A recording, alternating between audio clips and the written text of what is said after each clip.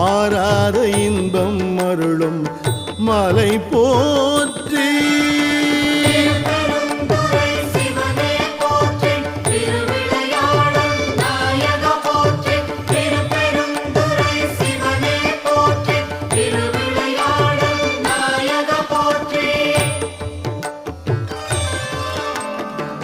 சிவன் அவன் என் சிந்தையுள் நின்ற அதனால் அவன் அருளாலே அவன் தாழ்வணங்கி. சிவன் அவன் என் சிந்தையுள் நின்ற அதனால் அவன் அருளாலே